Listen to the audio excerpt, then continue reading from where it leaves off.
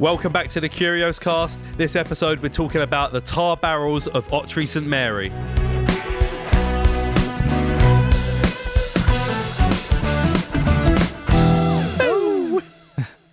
If we sound a little bit different this episode, because this is the first episode for a very long time that we are back in the Curios studio.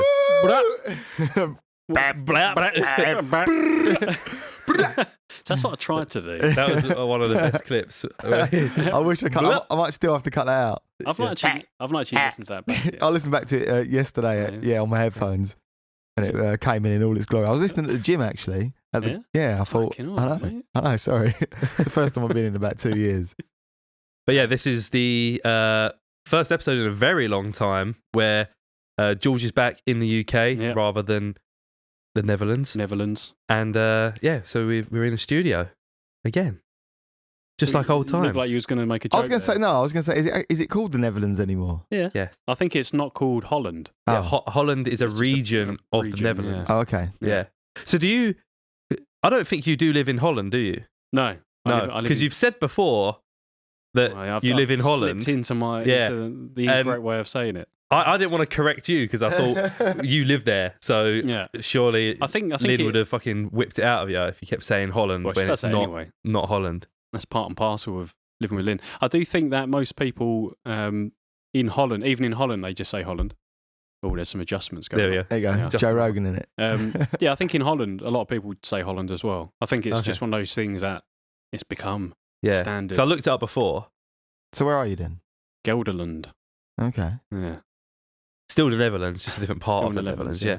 Right. It's like I looked up. I went too long before knowing the difference between Great Britain and the UK. Yeah. Like I didn't know. And in the British Isles as well, they're slightly different. I think I'm about to go I'm like today long that I learnt this information. I know the British Isles would be like all the foreign fucking shit that we stole, I guess, like Jersey. I don't even know about that. From? Someone. French. Someone owned it. Or Guernsey. Do I mean Guernsey? Maybe. Guernsey or Jersey. Like Gibraltar. That's not part of the British Isles. No. The British Isles is in... We just have a lot of British in there. Our area. Yeah. Oh, right. Yeah. We've still got some of the places, haven't we, that are like technically... Yeah. But basically, Great Britain is just England, Scotland, Wales and Northern Ireland. And then you've got the Republic of Ireland. That's why it's called the United Kingdom of Great Britain and Northern Ireland. The Great Britain it doesn't include... and the Republic of Ireland. No, the Republic of Ireland is Ireland. Yeah, they're the ones. Sorry to any Irish listeners. Yeah. It used to be part of... for the it Irish did, yeah. And it was called something else. It was called like the United Kingdom of Great Britain. This is riveting stuff. United Kingdom of Great Britain and Northern Ireland. Why the fuck are we talking about But you know what is part of the UK, Great Britain and England? Fish and chips. Ottery St Mary. Fish and chips. So those, the biggest fans out there will already know about the tar barrels of Ottery St Mary because you would have already watched the YouTube video that is likely in the description of this episode. Excellent. And if it's not, it's because the video's not finished yet, and there will be a link to the YouTube channel in which the video will be on soon. But yeah, me and Rob went on a little trip recently to a little town called Ottery St Mary's. What was there, Rob?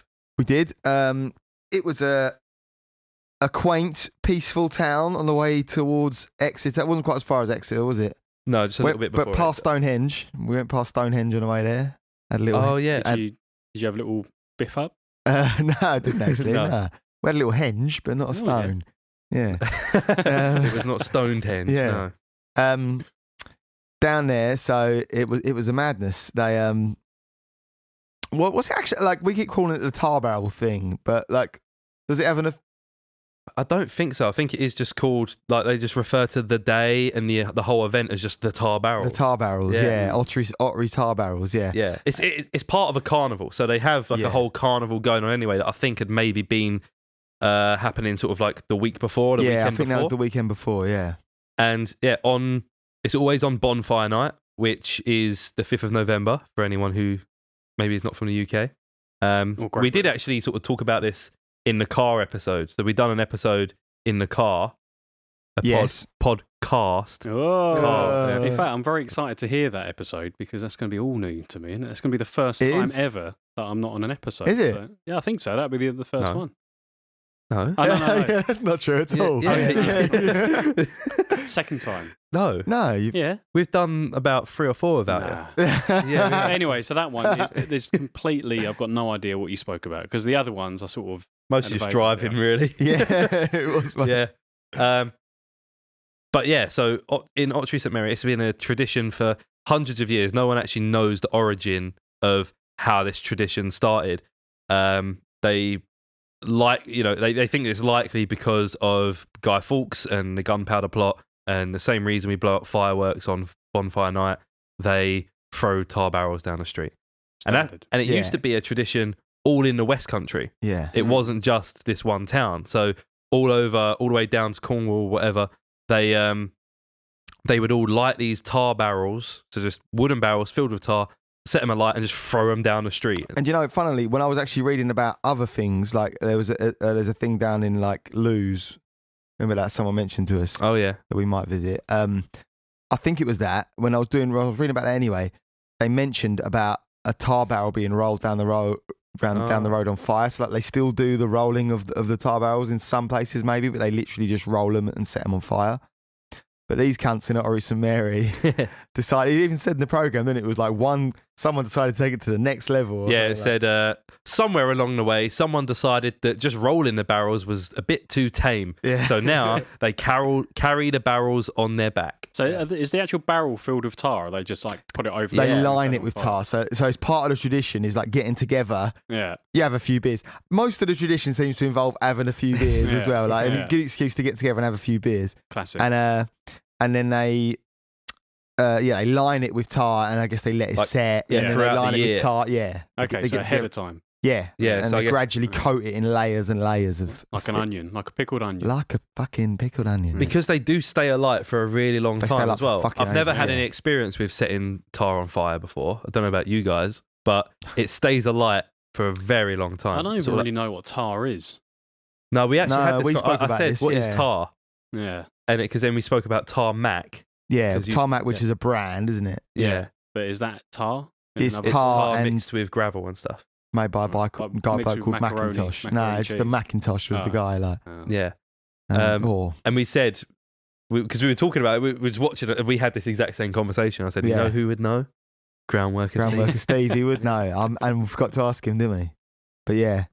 Yeah, we'll fact check for probably like 6 episodes from now. But yeah, they fucking light these things on fire, and cunts pick them up. And they run and they stay on fire for ages. Like when I kind of thought it was going to be like 5 minutes, didn't you? Like, yeah. I didn't really, because there's not like loads of info about it online. I thought it'd be like 5 minutes. They'd set this thing on fire. They'd run about for a bit. We'd be like, woo! But like the first one we saw, so I suppose we should take it back a little bit. Yeah. Well, anyway, the first one we saw was like it's about 4 o'clock, innit? It starts to get dark, and it's the kids one. And the kids literally like finish school at 3, go home, chuck on a jumper and a hoodie, and then come out in the streets to carry flaming barrels on their head. And all their mates, because you have to be born in the city or in the town, or like raised in that town. Raised anyway. in the town, You have to be a true Otterian. Otterian, this woman we interviewed, Sarah Thomas. Yeah, she referred to them as Otterians, and we were like, that is fucking excellent. Yeah. But you have to be a true Otterian to carry the barrels. So there's lots of kids there who probably would want to carry a barrel and think that looks fucking sick, but they can't. They're not allowed. Yeah. So they're just standing there in their school uniform, like, "Yeah, go on, Billy! Go on, Billy!" Yeah. You must be an absolute don. Like you're the barrel out. Like for that couple of weeks, you're like, you must be like building up to it. They must be like, you getting ready for your barreling, yeah. And we were wondering, like, because they all make these gloves. So these gloves that they wear to protect themselves from the fire. They're like these sort of Hessian things. Got an interview with man that told us about it. This would be a good time. We'll actually splice in an interview with Connor telling us about how they make their gloves. Yes. So Connor, tell me about these gloves that you're wearing. So this is a Hessian sack, potato sack, folded over, and then chicken wire up the sides and around this to protect us basically. As you can see in there, lots of layers. So as we burn through the layers, there's plenty more to protect your hands. he seems to do a really good job because I've seen a lot of people, they put the barrel down and their hands are still on fire and they don't even notice. They kind of just carry on. I'm fine. My hands are fine. There's so many layers. As soon as you feel hot, you just take it off. And then do people make these? Do you like make this yourself? Myself, mate. All of us make it myself. A pair per barrel normally does the trick. And then, this is the result. And then people in the crowd ask us to take them at the end of the night. So if you guys want one, you're welcome. Yeah, we'll try and grab you after your last barrel and see if we can get one now, so if you want to take that. Oh yeah, brilliant. Yeah, we'll take that. Yeah, bit of a. Helps me to get rid of it. Thanks, mate. Appreciate that. Cheers. Yeah, cheers. There we go. Bit of Curios merch here. That was Connor telling us how he made his glove. Yeah. Love it. So Connor's glove, iconic. but yeah, which Tom ended up keeping, souvenir. You should have brought it with you. Show George. Yeah, I was contemplating bringing it. But Connerton. it still smells like smoke. So I've left it in my shed, and it's like just to air it out. But so is it one that has been used? Did you grab it? Yeah. He literally we had that interview with him. Yeah. And he was he'd just he'd been using it then and there, like carrying the barrel. And then was still on fire. Still on fire, yeah. It was still on fire. And Tom was trying to put it out for ages. Yeah. Which again was probably in the video. And he was like blowing it. But obviously that's just introducing oxygen. And it was fucking smoking. I was being silly, I know how. Yeah. But eventually, I think you started playing out to being silly. But initially you were like... Well, what's funny is I didn't think about it until afterwards. But he told us, I said, how do you make the gloves? And he told us, yep, it's potato sacks. And we use chicken wire. We make them ourselves. You're not allowed to have someone else make them. And then he said, a lot of people come and ask us for them like a souvenir. So do you want one? Is that true? Do people actually want them? Or has he just said that? Yeah, he just said, it's a real honour to take someone's sack off of them. Here you go, mate. He just wanted getting rid of it. Yeah, we did say afterwards, it saves me getting rid of it as well. He did say that. Did you get it signed? No, but then 2 minutes down the road, that bloke wanted one, didn't he? Oh, yeah. He's like, where'd you get that? Yeah, where'd you get that? Connor gave us one. Yeah, and he was like, what? Yeah. But what I was going to say was the kids, I was wondering, because all the kids all had them and shit, they're going out of school, Tom was saying, pick them up. Do they I could imagine they make them in school, it could be a thing, make your gloves. And everyone's like, let's all make Billy a couple of gloves. Because there was about maybe six to eight, maybe all did it, didn't they, the kids? And then they did it again, so maybe there was a different set of kids that did it for that one. Yeah, because they have, we bought a program, like a £2 program that tells you all about it. Yeah. And then we lost it, and then we had to buy another program. Yeah, went to the pub that night, and then... Yeah. I bought a hoodie as well. I was gonna wear that, but I haven't put it through the wash yet. It still smells like smoke. Yeah, you've lost the sack. Oh no, you forgot the sack and your hoodie. I didn't want my car smelling like smoke and atmospheric. Ottery. Yeah. Ottery. Yeah, but I wouldn't be surprised. But they were happening all over the town. Is what you're gonna say? Wasn't it? So they have like. They have like three in total like 7 or 8 locations, I think. Yeah, and then they have like a timesheet, and they said. The first barrels will be going off in location A, D, and F. There's maybe like 7, 8 kids, maybe a bit more, 8, 9, 10 sort of kids in the event that we watched. And then across the town, there's other kids doing the same thing. Mm. Yeah, so there must have been quite a lot of them all doing it. I remember when we first watched it, we were like, yeah, right, this is fucking mad. Like, and these kids are fucking lifting this it's like it's well on fire. And it's like they must practice because like they all there was like a thing that they all did, barrel in front, they're all like this. Yeah, it was like a technique, like you stood there, barrel in front or barrel behind, and you'd go, yeah, right, yeah, and you obviously had a way that you had to, receive the barrel. The kids were actually better than the adults were in terms of organisation. That's what made me think of it. It was like very much like a performance. Like they were doing, like when you first passed your driving lessons, they were like barreling, like they first passed their barrel test. Yeah. like they were doing all the correct barrel procedure. Yeah. And then when it got a bit later on, it was all a bit fucking mental. Like, go on, fucking jerk, show me the barrel, like whatever. Yeah. I feel like there was a bit of barrel in front, but like I feel like the children were just more polite and more like giving the other kids a chance. Yeah. And I even said that in a video. I said there's a good bit of camaraderie here. Like if someone else has got the barrel, everyone's going, "Go on, Jack, fucking yeah, go on." Yeah. Like they're all really bigging each other up, these kids. Yeah. And then if someone gets the barrel on their shoulder, everyone else kind of gives them the space, gives them a good sort of like 10 to 20 meters to run with it. And then there's someone at the end waiting for them, and they pass it over. Whereas with the men's one, the geezers were sprinting as fast as they could with the barrel on their back, just barging through the crowd. Like if you're in a crowd, you need to keep your eye on the ball. So it's not like a restricted area. Well, no. When we did the kids one, right? So there wasn't loads of people around by this point. It was probably like maybe 200 people in the street, wasn't there? Maybe a bit more because it was quite a long street, but it felt like that. And it sort of went on. I remember first thinking, this is fucking mental. And this woman, and we even said it like, I thought, cool, that was fucking mad. And this woman was like, that was nothing. I remember thinking, all right, like maybe she's just saying that, like, you know, how much more intense can it be than that, really? Yeah. But I remember watching that video about it because you put it on Instagram, watching it back, I was like, yeah, that was fucking nothing. It got so intense. And like you said, they basically, you're like crammed in, like the street is packed in and they're just legging it. They don't give a fuck. Like they're just running through and you have to get out of the fucking way. Like they ain't stopping. Yeah, there's bits where they're obviously going to be. So they're running in the road and everyone's standing on the pavement to the sides watching. But there are many times where, because they've got their head down, they can't really see where they're going very well. Yeah. There were times where they just come up onto the pavement where all the people are and everyone just has to get out of the way. Yeah. But everyone kind of knows. It says it on the website, and I think I heard some marshals saying it, is they all say just don't run. Like, if it's coming for you, don't panic and just run, because that causes other people to panic and run and you're going to bump into people. Just keep your eye on it and sort of gently step out of the way. And that's what everyone was doing. No one was freaking out. Everyone kind of knew what was going on. It's a bit like a British running of the ball. That's exactly what I said, because I was purposely, for the camera, trying to get in the way. Like, I was sort of like getting in the way, like jumping out the way last minute, and there are a couple clips where it got closer to me than I thought it was going to. And it still does. And also, like, you know, like you might think, oh, I'm going to be like a little bit close, dodge out of the way here, but then like for whatever reason, a bit of oxygen hits it, and it's like a big cunt of fire just comes out the side of it, and you're like, fuck, it's well more on fire than it was a second ago. Yeah. What we'll do, I'm going to play the first 30-40 seconds or so of the video that's on YouTube, which is the video me and Rob went and shot.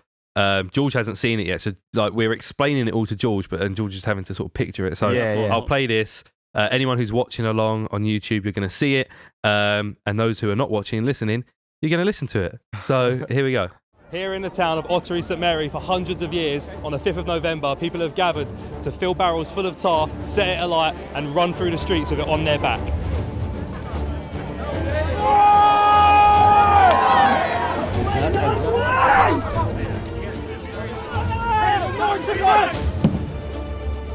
This is like the definition of organised chaos.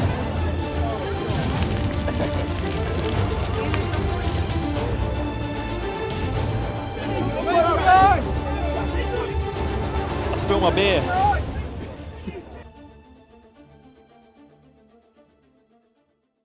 Yeah, nice.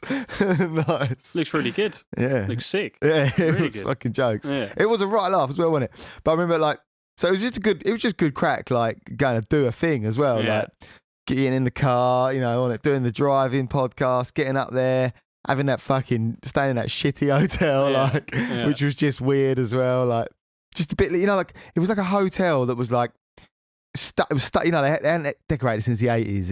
It was classic. Like, there's like the one woman who was there for breakfast, and you felt like maybe she was also cooking the breakfast out the back. Like, I wouldn't have been surprised if she was. And then at one point, like, a key card wasn't working. She had to come in. I was on reception, and then she like walked through to reception and was like, yeah, it was a bit of 40 Towers, wasn't it? Yeah, it was a bit 40 Towers. There was a bit of tape on the floor of the outside reception, and it just said, world record long jump distance. It was written on the tape in Sharpie. It said like, you know, 8.9 meters from the door. Yeah. And like, so you're just standing there and you're looking at the door and you're thinking, fuck off. No way can someone jump that. It's crazy. Yeah. Why is that on the floor though? Don't know. Yeah, there was nothing. It's not like there was a plaque that said, you know, the person who broke the long jump world record grew up in this hotel or lived just around the corner. Yeah, he broke it in the corridor. No, he had absolutely no other references to sport or anything whatsoever. And it was just a bit of like gaffer tape that someone written on with Sharpie. Yeah. Is it like inviting you to try? Just to imagine, I mean, we did still different and go, that's mad, but like, why is that here? Like, what is the relevance of this information to me right now? Yeah, it was a weird hotel. But yeah, it was enjoyable. We were absolutely shattered. Gosh, because knackered. Yeah, you know, we'd driven there, and as soon as we got there, we didn't even go to our hotel. We just went into the town and started filming and interviewing people and stuff. And then got back to our hotel. We wanted to test out our camera and stuff, so we tested the cameras out. Like we wanted to make sure we knew how to film in the dark. Check the audio from the day. Oh yeah, we'll get to that. Went to the pub, like had dinner, came back, and then the next day we got up early and went back into the town to get some real early footage at maybe like 9-10 in the morning. Yeah, about 9 we got there. And we were there just all day, just on our feet, walking around, filming Past people, midnight, like watching tar barrels and everything. Yeah, and got back at like 1 in the morning or so. It was fucking. And he drove back. Yeah, it was a tough day. And the next day got up and drove back. Yeah, it was a tiring day.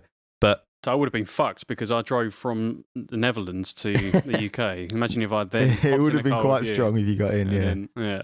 It was a good day though. But yeah, what we fucking did. Should we talk about what the first day? Yeah. Audio. Yeah. So the first day, like I said, we just got there, went straight into the town.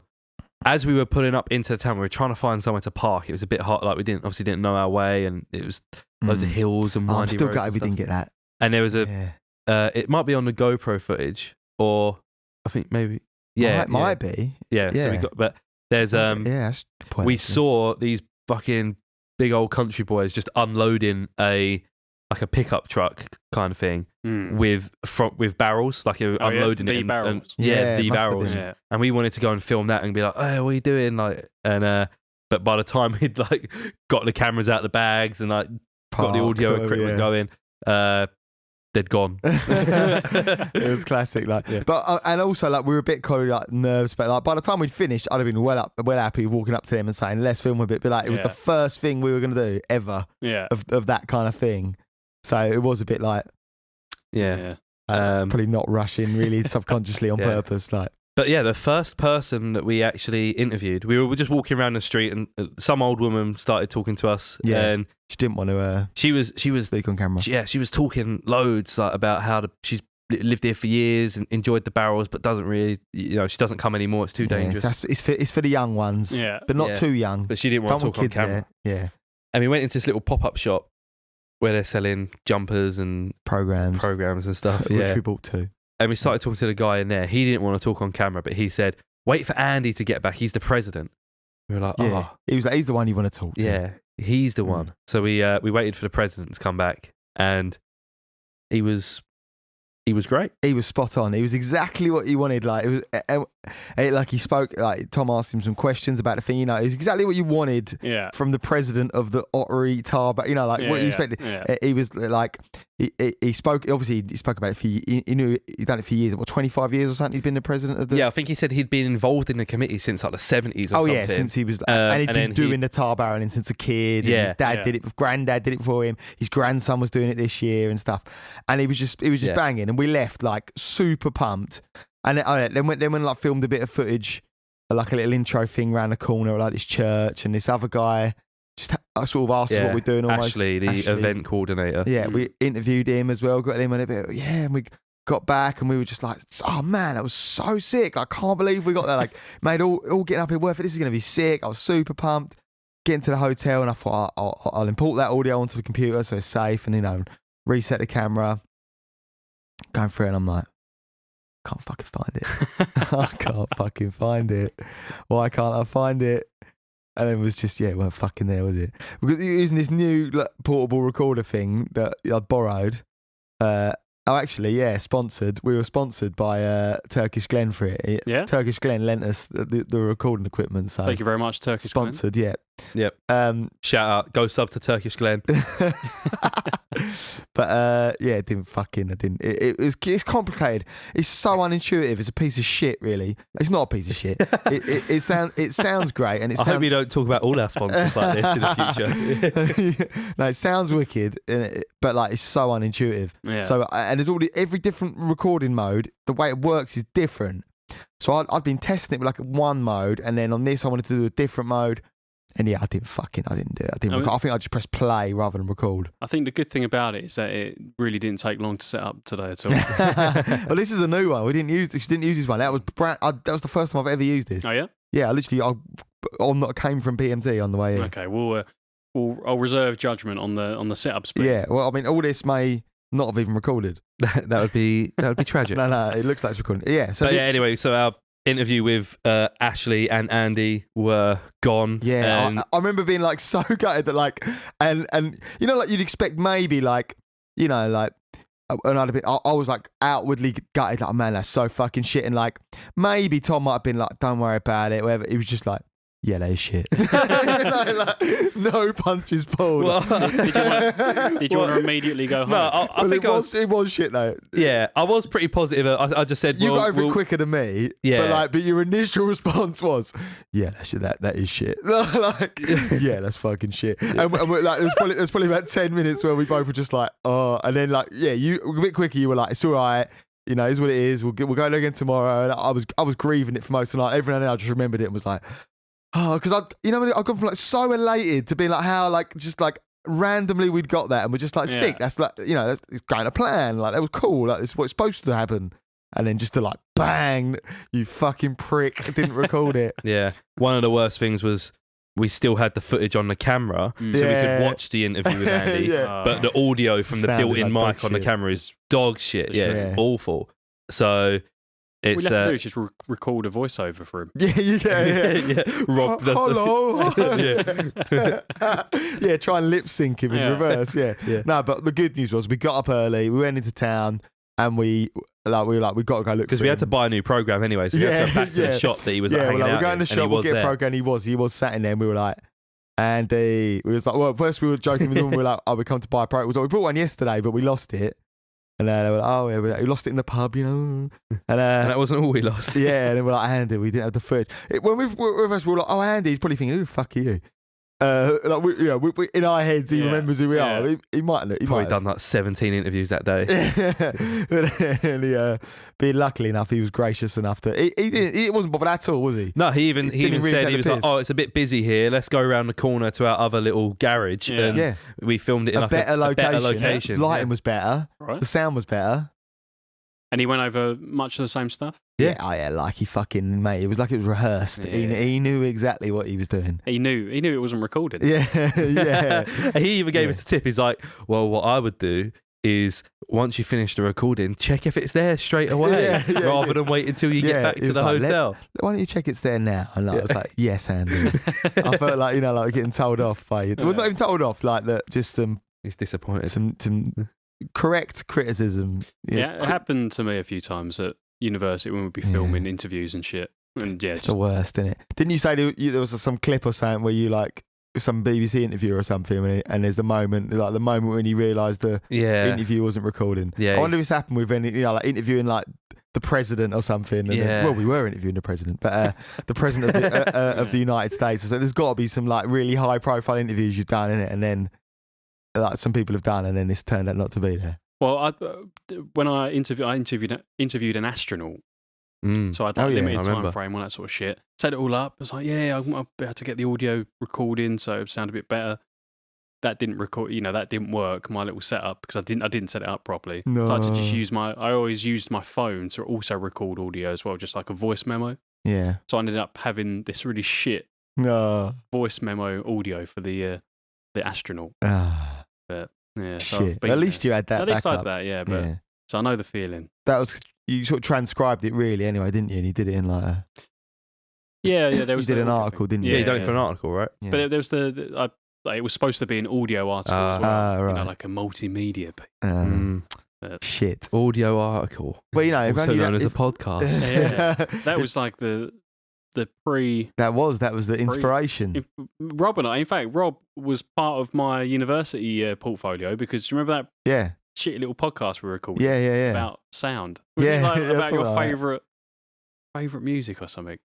Something like that. I didn't talk about the Amsterdam sound. Your favourite sound your university. Yeah. Maybe I'll see if I can find it. That'd be yeah. But anyway, so that was what gave birth to the Curios cast all those years ago. Yeah. But I'm very jealous, by the way, that you got to go and have a good time. Yeah, we did say a few times that we was like, oh, George would love it. Yeah, we had some good Indian food as well. Oh, yeah? Have you had any good Indian food since coming back from the Netherlands? It wasn't Indian, actually, wasn't it? It was Sri Lankan. Was it? Yeah, it was Sri Lankan. It was fucking... Just as good. It was banging, man. I had a fucking massive Indian last night. I was wrecked.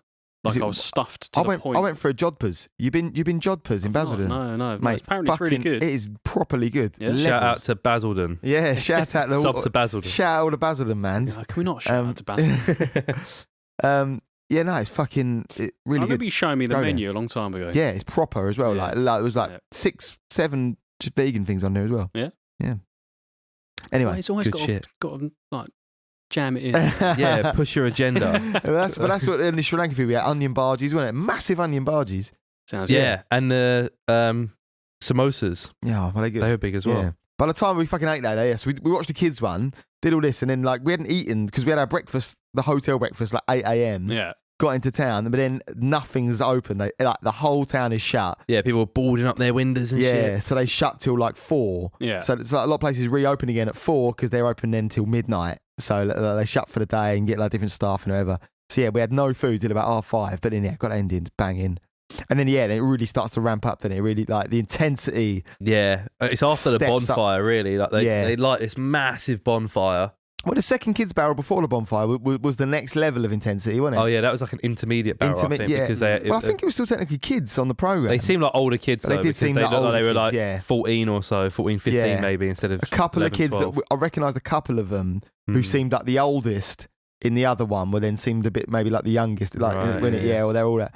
Maybe the older ones were supervising the very younger ones, Bridging the gap. Yeah. But that was funny, wasn't it? This fucking bus trying to get through as well. Yeah, all the roads are meant to be closed, Yeah. and there was this bus still trying to just do its route, and it was like literally did just it as also they. have a tar barrel on the road? Well, the barrel they just lit it, and it was on the floor on fire. This this bus is trying to drive through, and everyone's trying to like. And some people are like, well, fuck them, they can't come through. And other people are like, well, they gotta come through. Yeah. And this one guy's walking over, was gonna tell him like no. It was like, well, I think someone else was like, it's just easier for them to come through, isn't it? Yeah, people on the bus as well. Back. There was. It was there. There was I like didn't three, notice. 2, 3 people. It was in that clip earlier, but yeah, there's just. And the flames are literally like licking the side of the bus. Like, it's not like they moved it well out of the way. Yeah, they couldn't have. Yeah. They're like, go through, but you've got no extra room. Yeah. But yeah, so that was, after and then there was the bonfire. Massive bonfire. And they set up the bonfire by this bridge that sort of goes over like a little river or like creek type thing. And obviously you can't get too close to the bonfire. It's all sectioned off. So there's a big fence. Everyone stands behind that, or people try and get a good view up on the bridge. Yeah. But the day before, when me and Rob had been walking around, we found a little way that takes you under the bridge, and you can stand on this little scoped it out, local knowledge. Like local creekside, knowledge. like there's a little peninsula of stones that kind of come out. Peninsula, yeah. And we'd scoped it out. We thought we was like, what if we're like the only ones down there? And there wasn't many people down there. There was some family around there. I think if you hadn't annoying kids throwing fucking rocks. I think maybe if you hadn't shone your light, there wouldn't have been as many people there, because I think there were people stood up by the bank and they followed you, and then they realised we were down there. They were like, that's where the locals go. Well, there was. We were stood there and we were like, we'd made jokes about it being local knowledge before we got there. And I tapped you at one point, wasn't it, Tom? Because we were stood there and we had a guy go like, "Local knowledge, this is," or something like that. But yeah, it was all non-locals. But it was a really good view. Like we got, unobstructed view of the bonfire. Yeah. I found out that the guy that's on top of the bonfire, they have a competition with all the, I don't know how many schools there are, if it's just one school or whatever, but the schools have a competition for who can build the best guy, I think. And then the best one goes on top. Nice. A bit weird, isn't it, the whole burning the guy thing? He looked proper lifelike as well, from like the distant shot we got from the bridge in the morning. Yeah. I was looking at it, he had a real face. It's a bit macabre. Yeah. Maybe the face is like a likeness of the previous winner the year before. But yeah, and then after the bonfire is when the adults start, and it kind of goes intermediate, and then you've got a mix of like men's and women's barrels going on at the same time. Yeah. And the barrels just get bigger and bigger as the night goes on until you get to the midnight barrel. And the midnight one, they said, I think someone said it weighs like 120 kilos. Maybe 120 more. Pounds, they might have No, said. It's definitely kilos. Was it? Kilos more than pounds? Yeah, 120 pounds wouldn't be ridiculous. 120 kilos. 120 kilos is a lot, yeah. And they said, especially because it's unwieldy, right? Like maybe... on fire. Yeah, especially like a lot of these blokes are big, like rugby lads, and like they're built for barreling. Yeah. And they can, I guarantee they can probably all pick up 120 kilos if it was on a barbell. But trying to pick up a barrel that's 120 kilos. The weights all over the place. And on fire, yeah. And there was like stuff. They shoved it with stuff. I don't know how heavy that would have been, but there was like things to get it lit as well. I think it was just hay and was it just newspaper hay? and stuff, yeah. But still. But Barrels at Midnight. I like that's good. Good name for a band. That is a good name for a band, isn't it? You'd have to be a band from Ottery St Mary, though, wouldn't you? Yeah. That's a great local band name. Yeah, that is. I'm going to write to them and tell them. There was the women's was the first one really, really ramped up, wasn't it? Yeah. And it was like busy as fuck in there. And they were the ones that probably went the wildest with like with the path. There was this one girl in particular who was like, they were pretty much going in a straight line back and forth. You know, sometimes they deviate a little from it, like Tom said, but she was deliberately going like bosh and like cutting a new line, like deep into all these people. It's far out. Because most people go up or down the road, and then when they get to the end of sort of where the crowd is, they pass it over, and then the next person just runs up and down that same line. But this girl was running to the end. And then when she got to the end, just doing a big, massive loop like through the crowd. Like she would just kind of look at the crowd and be like, fuck yous, and just come through. So everyone goes, whoa! And they'd be like, one of the guys after sort of give her a thumbs up, like, yeah. There was a funny bit, wasn't there, where as well, when they did all the sort of, one of them passed the barrel, and that was just doing this intensity, and it was like, oh, it was all a bit intense, and then this guy's like, taps her on the back, he's like, oh, is there obviously someone that knew her, and he's like, are you all right, Jan? Or whatever, and she's like, oh, hiya! It was literally 2 seconds after dropping a flaming barrel on someone else's head. To normal. She just goes, oh, hey! How you doing? Hey, it's funny. Yeah. It was good. It was good. I had a couple of beers, a couple of nice ales. Flaming Otter was the ale we had. That's good. Yeah. It was lots of stuff was tar barrel themed, wasn't it? It was all the whole town was buzzing for it. Like everyone, like obviously there's no way of escaping it in that town. Like we felt like we knew that town really well by day 2 of being there. Like it seems like a really good piss up just for if you're like a teenager or a right old laugh. We were saying this because like there was a lot of young kids. There was quite a lot of young kids there that were quite pissed. Just in the Sainsbury's car park with all the shopping trolleys, fucking throwing them about. We were saying it's probably a great time when your parents are just like, well, obviously you can go to that, you know, like, and they're probably there somewhere else. No one doesn't let their kids or not like go to the. Dan's parents are there, or whatever. You know, clearly you could just go when you were young and just get pissed, and it weren't a problem. Sounds great. Yeah. I'm even more jealous now. Yeah, man. We were saying we might just go next year just for the crack. Yeah. Well, I mean, we'll definitely we'll have to do some more events. You know, I know you've got a couple planned, maybe in the pipeline. Yeah. Stay tuned. Subscribe to the channel in the description because we're going to be going to a lot of events. And if you haven't already, check out the video. I'll be checking out the video. I've not seen it yet. I'm excited to see it. Yeah, I'm really excited. I'm excited to edit it. It's not done yet. Nice. Well, yeah, I mean, that's all we need to say, isn't it? The rest, you need to watch video to see the whole, well, we just told the whole story, but. There'll be some surprises. I'm sure there will, like fire.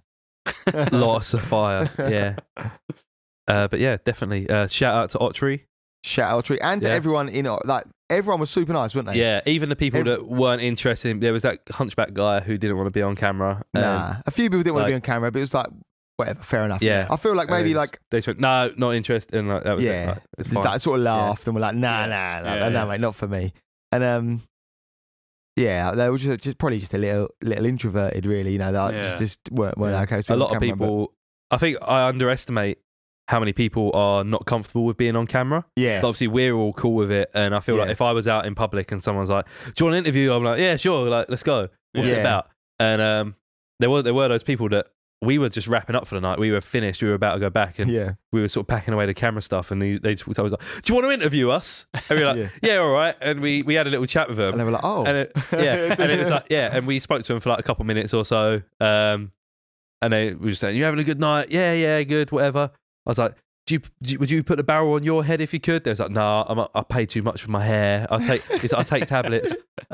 Take tablets for my hair. And then we said bye, and we was like, they didn't even ask us what the interview was for. Yeah. Like, they didn't even ask. It's like, is this on TV? Is it YouTube? Yeah. Whatever. Like, the amount of people that just thought we were like, well, I heard if you put it, oh, look, the press are here.